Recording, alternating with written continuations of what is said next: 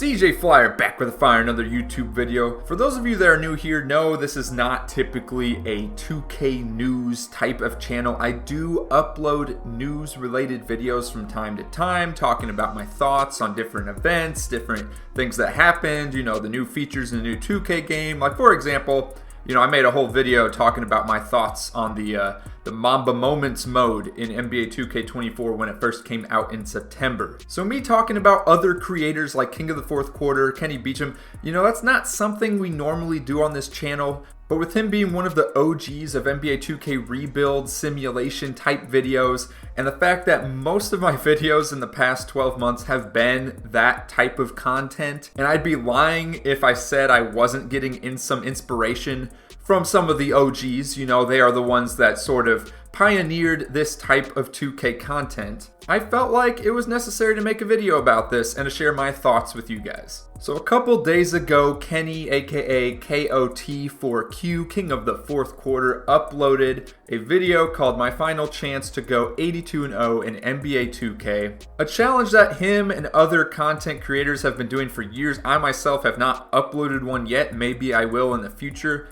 But he basically randomizes the rosters in my NBA, my league, you know, association mode, whatever you want to call it, and attempts to rebuild the roster within a few years so that the team is able to go 82-0 in the regular season. And within the first 7 to 10 minutes of that video, basically announces that for the time being, if not forever, he's no longer going to be making 2K videos, which, I mean, can you really blame the guy? He had a partnership with House of Highlights, and now that that's been, I guess, you know, no longer, it's terminated, whatever, you know, they've parted ways, and now he's partnered up with Omaha Productions, aka ESPN. I mean, can you really blame Kenny? Like, who needs to be making 2K content at that point? He's got some really amazing stuff down the pipeline. I am sure of it. When you're partnering with ESPN, you're gonna have some juicy content, okay?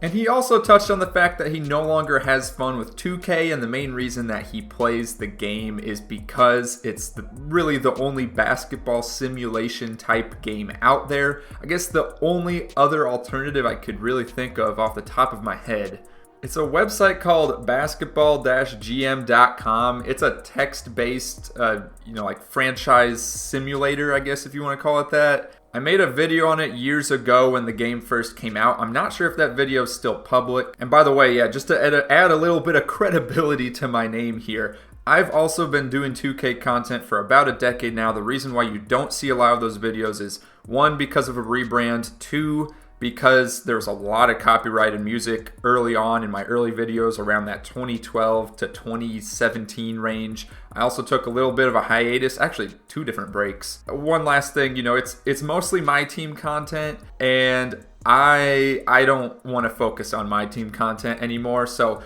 this actually goes hand in hand with what I want to talk about with, you know, Kenny not liking 2K and wanting to make other content not 2K related. So I can relate a little bit.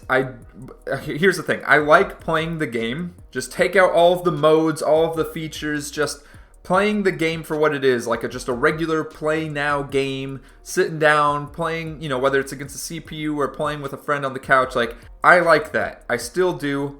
It's not something I could probably do for like 12 hours a day or something crazy like that, which no one should be playing a game for 12 hours a day unless you are doing it for your job. When we start to break down the different modes in the game every single year, we're talking my team, we're talking my career. I used to have a lot of fun with those 2 modes back in like 2K11. 2K11 was like peak my career for me, around that 2K11 to 2K14 range. 2K16 was good. I know a lot of people that play the game now look back and say 2K16, 17 was the peak, but trust me, if you were playing around that 2K11 to 2K14 range, I think y'all know what I'm talking about. To me, that was peak my career. My team came out in 2K13 when I was making my team content on the YouTube channel here. It was previously known as CJ23MJ as opposed to CJ Flyer. So like I said, went through a little bit of a rebrand. And we were actually playing one of the few creators at the time. I think I was like maybe one of a small handful that was making My Team content for the old generation of consoles on the PS3. Because 2K14 was the first year Next Gen was coming out, so a lot of creators jumped ship, went to the PS4, went to the Xbox One. I was still hanging back, partly because I was in high school. I didn't really have the financial support to go out and get a PS4 right away, so that was a big part of the reason, actually.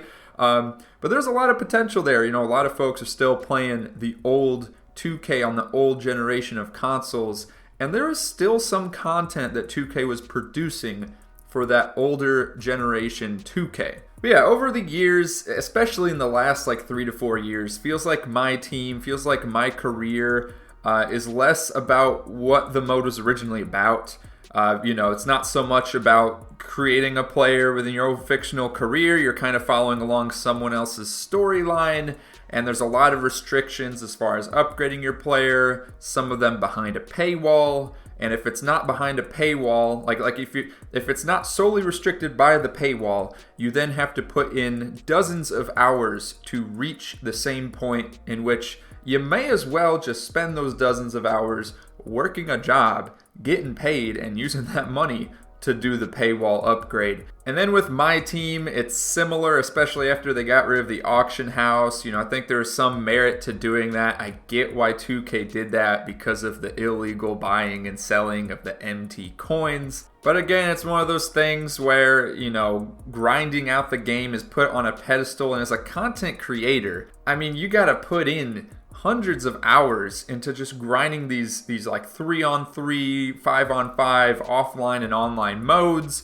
that most people are not going to want to watch you play or stream at all. The only other alternative is to pay a lot of money up front to get the good players right away, and then you can make the content right away. So if you don't have that initial capital, you're putting in hundreds of, I mean, it's impossible as a startup My Team content creator these days. So that's why I stay clear, you know, far away from those modes. And I think Kenny's starting to feel a little bit of the same way, you know, as far as the direction that the game is going, because it seems like a lot of the marketing, a lot of the advertising, and a lot of the development of the future games goes towards My Team and My Career, as opposed to the franchise modes, My NBA.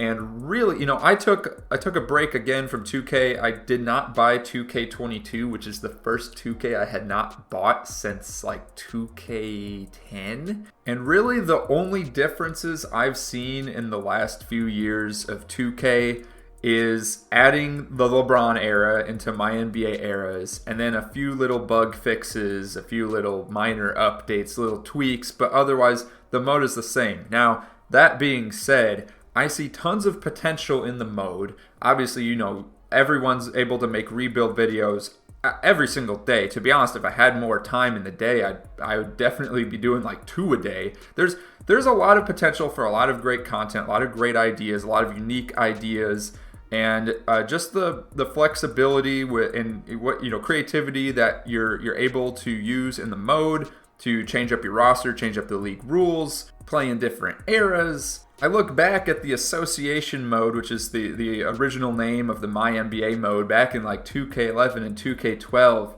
and man, they had so much that we just take for granted nowadays, like so much that was missing that, you know, like for example, draft picks. Like every team owned their original 2 draft picks for every single year in the association mode. There was no setting so that every team that had, you know, like for example, like some teams today, like the Oklahoma City Thunder, they have what, like 17 draft picks in the next 5 years? Is that right? You know, back in 2K11, they would have just had their 2 original picks. That's it. Every team, their original picks when you start a new association mode. And then there's like the team design, you know, expansion teams. That wasn't a feature for a while.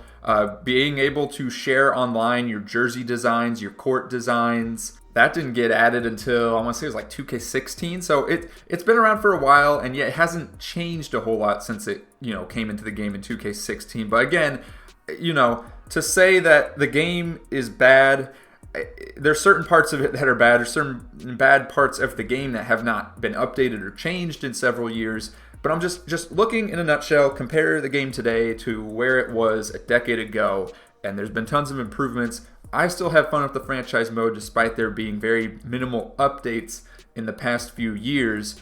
And that being said, with every new season comes new ideas for new types of rebuilds, for new types of simulations, new types of content. And the cool thing about it is, I make one of these videos, or one of the other creators out there makes one of these types of rebuild videos, and the people watching at home can go ahead and try to replicate it themselves, do the same thing that the creator did, see if they can do better, worse, the same, see how their outcome is. Folks watching at home also have their own ideas that they can bring up. I mean, I don't know. I think it's just cool. It's a great means of being able to talk basketball, talk what-if scenarios, talk about how to fix certain teams' rosters. It's not solely focused on 2K, whereas like the My Team and the My Career, it's more focused on the actual video game itself. So I get why Kenny is no longer going to be making 2K content, and respect to him again for pioneering this rebuild simulation type of content, being one of the pioneers, I should say. He's not the only one that was making these videos a decade ago, but thank you to him for opening the door for the rest of us. I think it's created tons of opportunities, kind of opened everyone's eyes to the types of content you could be making. And so I'm very much looking forward to making some more NBA playoff type rebuilds. We got the upcoming draft. We have a ton of guys that just announced that they're declaring for the NBA draft. Of course, we got a couple guys from UConn. We got Zach Edey from Purdue. So I got a ton more rebuild videos, what if videos, simulation type 2K videos coming your way. And yes, this is called the gaming channel, and I know like 99% of the content that's been uploaded is 2K, but I will still have the occasional other type of video, whether it be Madden, whether it be Call of Duty. So if you're new here and that sounds interesting to you, I encourage you to stick around. And if you are looking to watch another rebuild or simulation type video, here's a couple on the screen right now for you to watch.